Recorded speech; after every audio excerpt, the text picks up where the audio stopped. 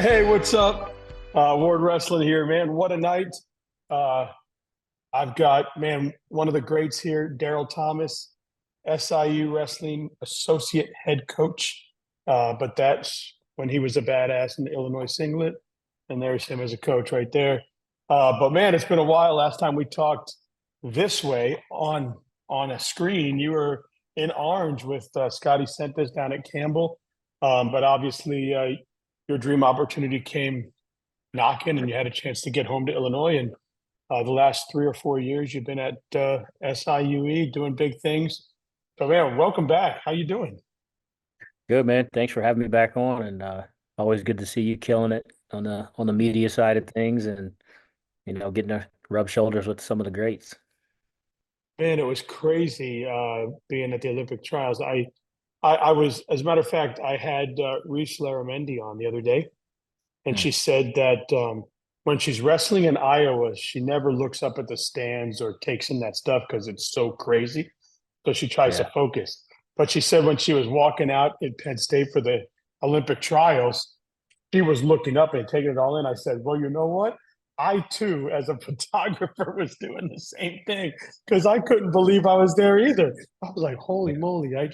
I went from like the little gym to here. It was so, yeah. And to see all those guys competing, it was unbelievable to watch. I mean, I never seen wrestling at that level before live, right? And yeah, I mean, it's just crazy. And obviously, the high school kids that are on that level are just anomalies in our sport, right? They're the elite of the elite. So yeah, I see great high school kids wrestle. I've been to these big tournaments like Fargo and that, but that's not like watching, you know, Brooks versus Taylor. I mean, that's this is a whole nother world, right? Um, yeah, yeah. You so got guys that transcend, eras almost. So at that level, it's pretty cool. You're seeing the best of the best. yeah, and I mean, getting to see some of our the sports kind of legends go off into the sunset too, right? Like people get retired and stuff. But yeah, I mean, Aaron Brooks, I mean, he seems like he's just super athletic and super big and Yeah, um, super special, right? right. Yeah, no, he's definitely a special athlete. And then to be able to go and take David Taylor out in two matches, that was I'm sure nobody expected that. So And to make it look easy, like right, right. I mean, it looked like he was the Olympic medalist and the other guy was trying. It just was crazy how it was. But man, did you get a? Were you there? Did you get a chance to go? No, no, I wasn't there, but I was definitely watching Yeah, from for home, sure. catching all the Because I good. know there was a lot of people in the stands. I obviously I was in my own little tunnel, right, in my own little bubble. And then when I went home and I looked at everything that took place from 30,000 feet, I'm like, damn, that guy was in the stands. Shoot, I could have gone to, like they're showing these legends that were just sitting up there. I'm like, well, you dummy, you should have. But you don't. I'm not thinking about that. I'm taking pictures and I'm editing. And I'm taking pictures and I'm editing. And I'm taking pictures and I'm Right, going right. home, right? So, but man, SIUE, you're home, Illinois. You've been there a few years, building something. You guys had some academic All Americans. You had some guys on the fringe, and then you had a gentleman make the dance this year. Uh, how's it been? How do you feel you are the last 3 years to now? You can feel it coming together for you. Yeah, yeah, it's definitely starting to come together, and just continuing to be patient and knowing that we're building it the right way. Um, when I first came, it was, we had a lot of work to do in terms of just upgrading the level of talent across the board and just adding more depth and competition in the room. And that came through some youth where we had to take some early lumps and get guys valuable experience and just kind of go through some of the tough phases to get to where we want to go. And then you fast forward to, this year we had just had one, but last year we had three national qualifiers and placed in the top 10 at the Midlands as a team and had five guys place at the Midlands and had our first MAC champs. So there was a lot of firsts last year, and then we graduated, quite a few older guys, and so you kind of reload with some young guys that were kind of waiting in the wings, and we had six true or redshirt freshmen start for us this year, eight first time starters, and so. You kind of have to go back through that phase again and grow and end up having six guys place at the conference tournament and one national qualifier, like I said, with a couple guys on the fringe. And but you can kind of feel it. We got everybody back. Added a couple valuable pieces in the portal, and now it's just a matter of time before it all comes together and we do what we're capable of doing. Yeah, I see. I was reading here that you guys already picked up a couple guys. I think it was like a guy named Griffin and something else. I was reading about two guys that you guys picked up. Let me see. That was Griffin Ray and Jake Fernandez. Supposed to be real good ads for you coming in. And Yeah, we added a couple this spring, and those guys are signed, so can talk about them. So, yeah, we had two guys who were local guys. Ben Lund, transferring from Minnesota, and he actually wrestled at Edwardsville High School his freshman year, and then moved to Minnesota. He was a three-time runner-up, and then went to the University of Minnesota and kind of split time and just wasn't able to get over the hump and be the guy this year. Lost to Von Barr, who ended up being an All-American. So he graduated. He's a graduate transfer, and look for him to compete at 141 or 149. And Luke Odom was at the University of Illinois and was a couple of times state champ at Edwardsville High School for us here at Edwardsville. And then good opportunity to bring him back home as a graduate transfer as well. And then Griffin Ray is from about an hour from here over in Missouri. He was at the University of Nebraska. Good opportunity for him to come back home and do it a little bit closer to home, be close to family. And then man, Jake that's Fernandez is a awesome. high school kid. So Yeah, and Edwardsville is your alma mater, right? Isn't that where you graduated from? it is. It is. Three-time state qualifier there. Mhm. The I think what's it say? You have the single season takedown record. Is it still in there? Uh, Honestly, I have no idea. I don't know. We've had guys surpass what I was able to do with Yeah, Luke yeah, and yeah. Noah Certain at Missouri. Those guys both. And speaking of all these people coming in and doing all that, I was going to ask you. I had Enoch on, Mm. and he's awesome and good dude, right? And I asked him the same question. Being a D1 school, this whole NIL thing, we hear about it, as fans or as media people, and we're reading about it. Um, and you hear, oh, it's ruining wrestling, or oh, it's great for the kids, or oh, it sucks for the coach, or whatever, right?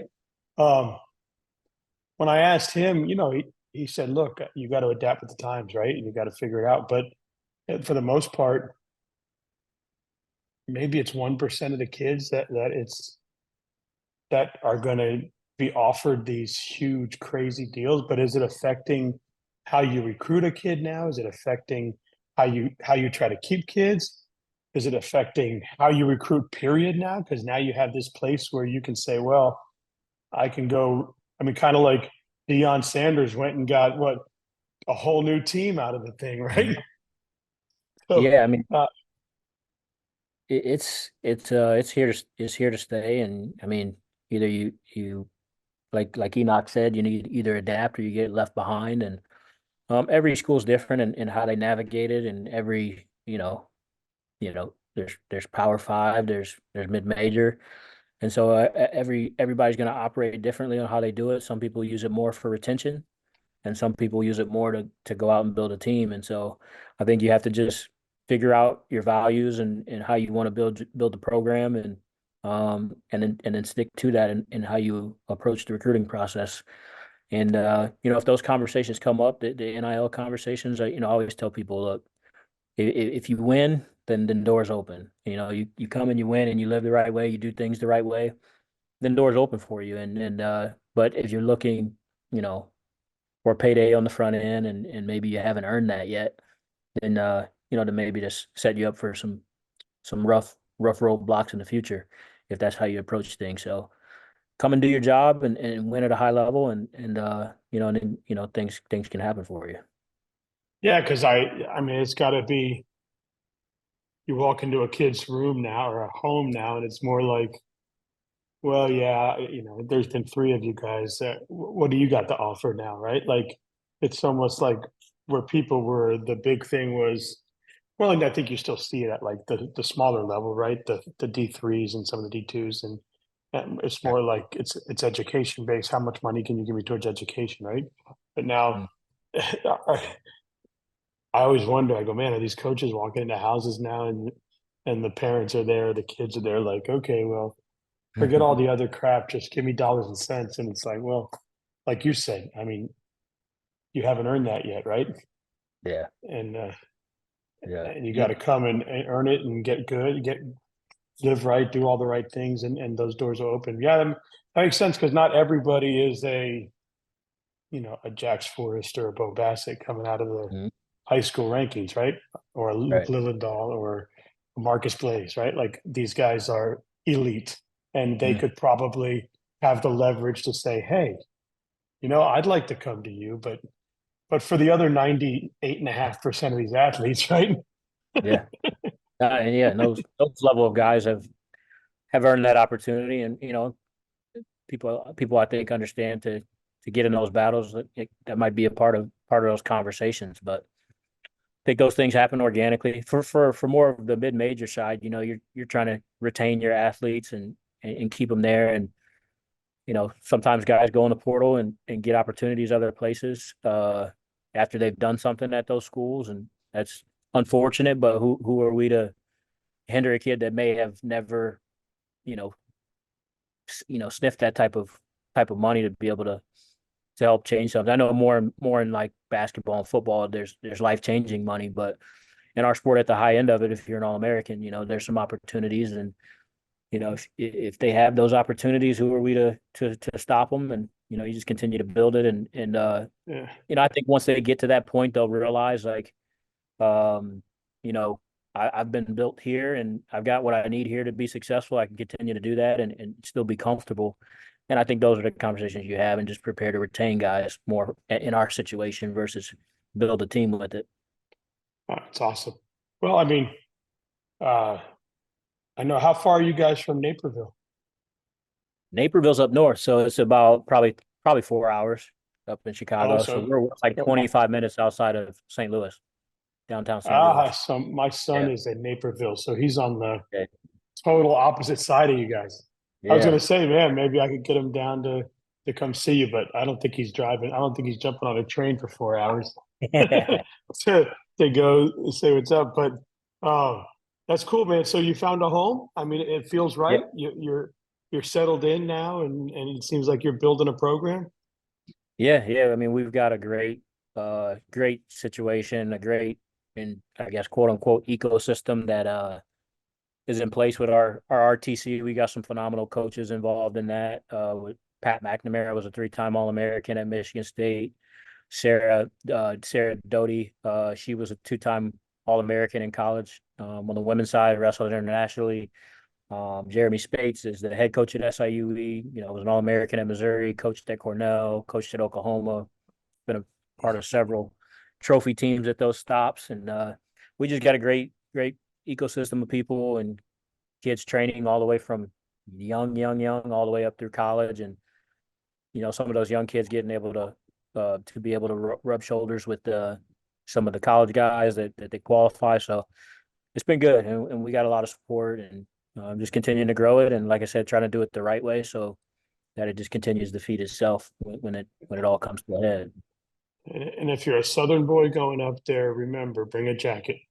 Yeah, yep, Yeah, yep. We got a couple, Hayden Witten and Danny Martinez. So they're both Florida boys, and oh man, yeah, great kids too. Like just good humans. great It's kids. awesome. It's awesome. Yeah, like them both. A Lake Gibson kid and a Southwest Miami kid, right? Yep, Yeah, yep. good dudes. Man, so I see that you've been traveling the world with your boy Shannon.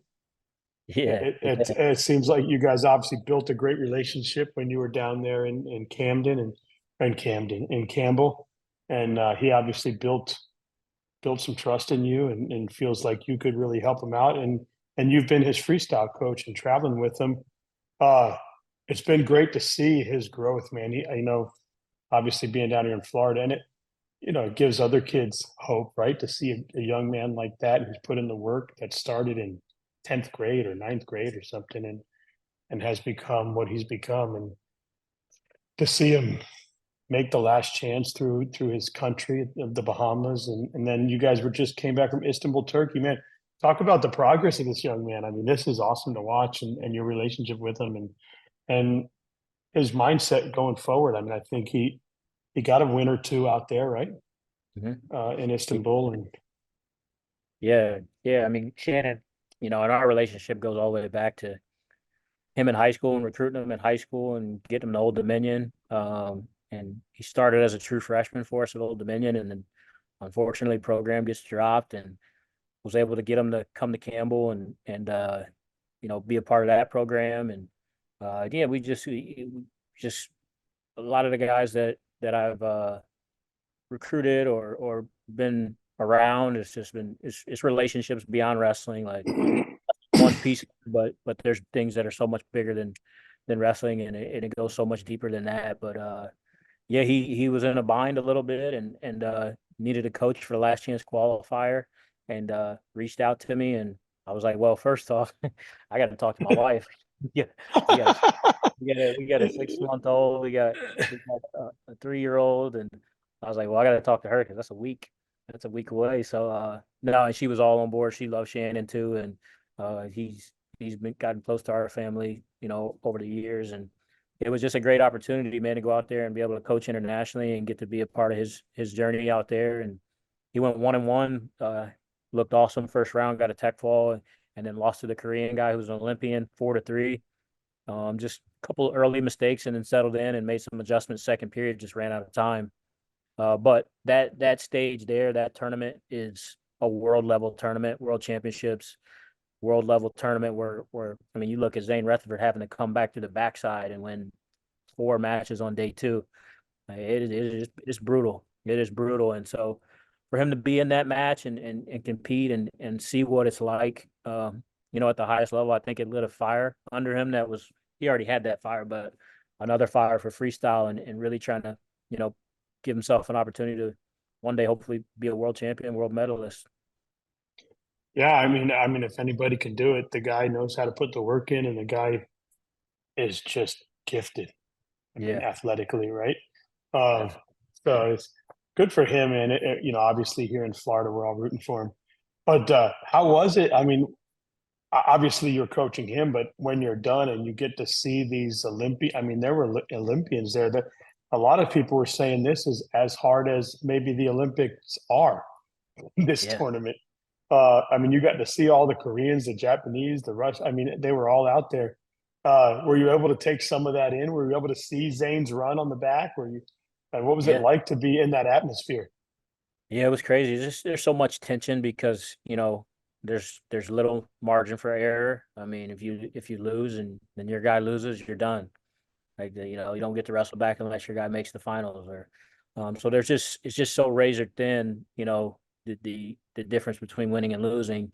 And so everybody's on edge and but what I took away from it was just understanding um the level of commitment from these guys at this level, and how much that goes into it, how many sacrifices they make, just the level, like I said, the level of commitment that goes into it. But getting to see how other countries prepare and approach the sport was really cool. Got to become good friends with the Kyrgyzstan team and getting to talk to some of those guys to pick their brains on their philosophies and how they train and how they do things and just technical stuff. So it was just overall, it was just a great experience for me personally as a coach. And then I know Shannon getting to see that, as with one more year of college and just him being able to see that as a young freestyle wrestler. Like I think he's only wrestled maybe two tournaments before that in freestyle. So his future is really bright in that style, and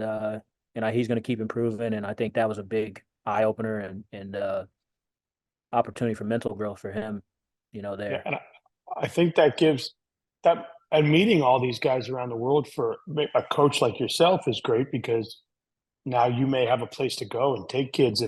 If that gave you the itch to do it more on the world stage, you may start to do it more and be able to take Yeah. kids on trips and things like that. But for the athlete, it's got to be great too. I know I talked to Joe Rao Mm. on the show. I met him totally by accident. His parents were sitting behind me, and his wife, and I was taking pictures.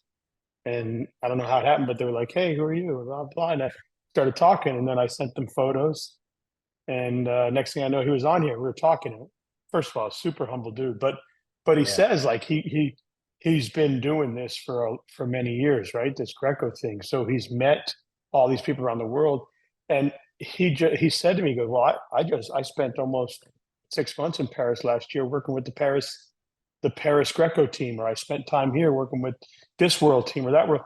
And so I'm sure meeting these guys for a guy like Shannon, you know, maybe he gets to go over there with the Kyrgyzstans, or I probably Yeah. screwed that up or whatever, but Yeah. Yeah. and you get to No, and train and stuff. that is true. Yeah, they were like, yeah, we're training. Their cycle for the Olympics is like in July, and they go up in the mountains for 3 weeks, and then they train on the mat for 3 weeks. So they're like, yeah, come over to the academy and train. Like, so it's just building those relationships that are worldwide is cool. And like you said, having opportunities to go over there and train, or they come over here and train, and so that was really cool. And wrestling, I guess you would say this, right? Wrestling, the flag doesn't matter there, right? These guys don't care if you wear the Russian flag, the Kyrgyzstan flag, the American flag. If you want to come train, we're brothers, right? Yep. And we'll help each other get better. And it's pretty cool to see that, I'd imagine, for someone like yourself to be out there. Yep. But yeah, good for him. That's super awesome. Um, but man, so you probably want to get into that freestyle world a little more again, or Yeah, yeah. I mean, definitely, trying to do some more international things. Like that was my first international trip as a coach, and obviously we do domestic things with U23s and U20s and things like that. We've got one guy, he's sitting in the finals of the Greco U20 in June. So Nick Nosler, our 87 kilogram guy. So cool for oh, him. He nice. gets to now go to Peru and compete at the Pan Ams and go out to the training center. So just being able for those guys to have those experiences is just going to help him grow. You know, Are, at are a you going with him? Are you going with uh, him to Lima? no, I won't be going with him. Jake McKiernan, one of our other coaches, he's going to go out with him. He's been getting him ready for Greco and did a great job out at Vegas with him, and so he's going to stay in there and keep coaching him and go out to Peru with him. Oh, good. Well, I was going to say I'll see you there. Oh, you'll be out there?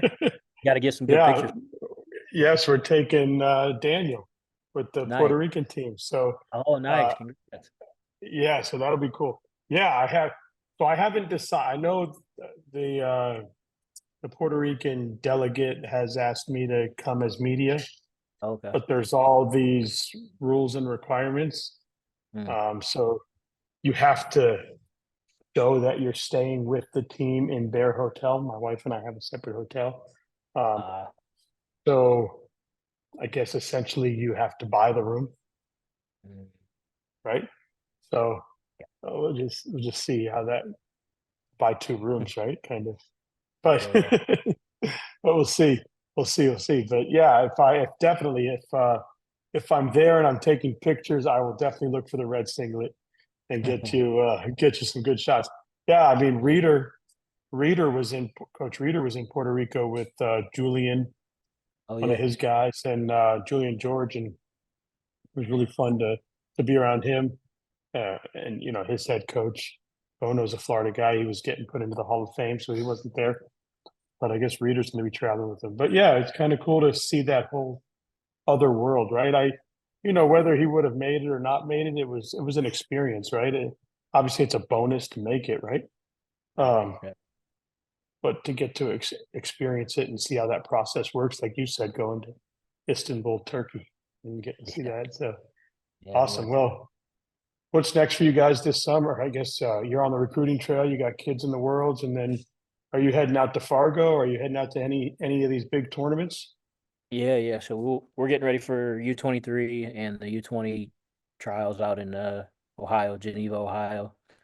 That's at the end of this month, and then we'll take a little time off, and then go to we'll have our camp here at home, and then I'll go out to Fargo in July, and then taking the fam. Actually, I'll be down in Orlando in July. We're going to Disney for a little bit. Oh, nice. After Fargo or before?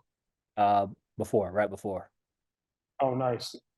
I will be here right before, but then we leave the 11th. I don't know when you're here, but six through the 12th, I think we're down there. all right. Well, I'll be here if you want to have a beer or get a bite to eat, or if you just want to stay with your family and not see me at all, that's okay too. but, I'll have to but hit you up. I'll have to hit you up for sure. yeah, man, we'll have a good time. It's always good to have you on here, man. It's good to see you, and I always appreciate the support. So thank you. Absolutely. Thank you, man. Appreciate it. Uh, I'm sure you're still on turkey time, but we'll try and get you some rest. I appreciate it, man. Have a good one.